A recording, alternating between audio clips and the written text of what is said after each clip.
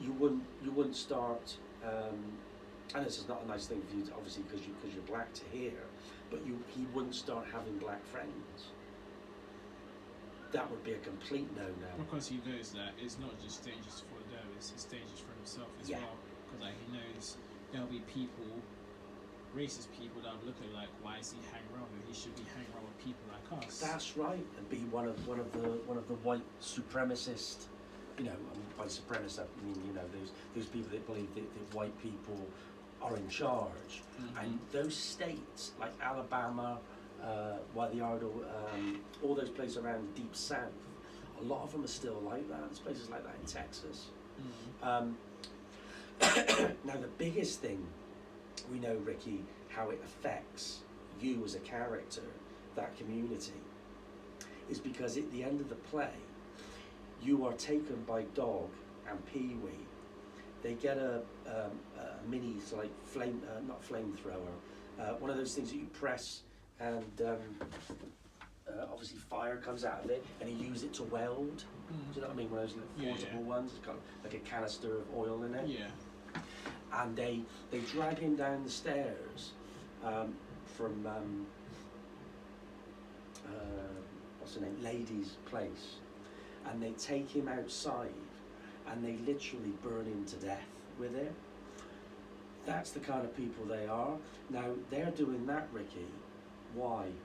Who did he start to have a relationship with? He started to have a relationship with Lady. Yeah.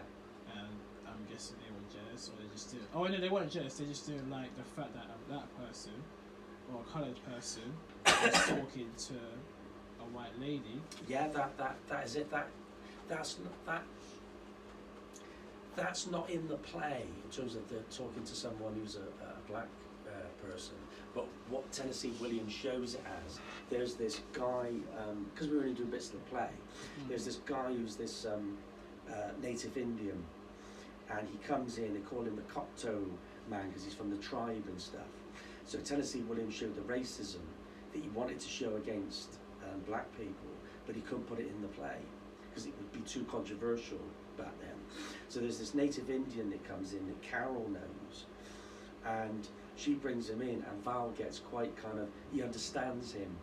So this native Indian obviously comes off of the ranch, and their sort of tribe, their plantation, their bit of the country. Yeah. Remembering that native Indians, they own America. Yeah. So again, you're confused there. Yeah. So that's the effect on you from the community, because he got torched to death, set on fire, and tires put over him, which is what they do still in countries like Nigeria and places in Africa, where they put tires over you, and they put gasoline, and then they set you on fire, and of course you can't get out with the tire because you had about like 4 tires on top of you up to here, and of course the tires go up because of all the plastic. That was just because Pee-wee and Dog knew that he was having an affair with Lady. Imagine what they'd have done to him if he had had a black friend. That's the kind of place that it was.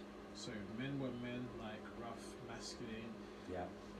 Women will just allow the husband to probably beat them, do whatever they want, and that sort of stuff. They wouldn't dare have a black friend. They will not have a black friend. No. They will not talk back to the man because they know if they did, they'll probably be beaten even more. Yeah. Like, the main job for them really was to just help out in the house and make sure the husband was okay. Yeah.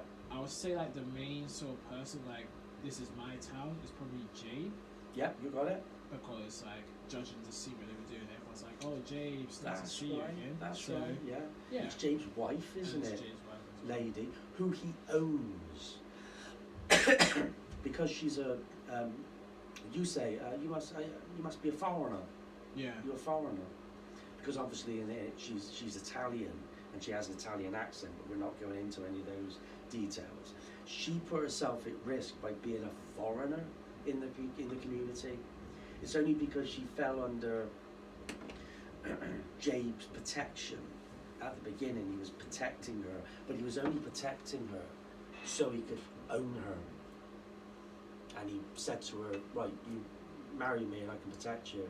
She didn't love him, she didn't even like him, but she needed the protection of a man, and she needed the protection of a powerful man.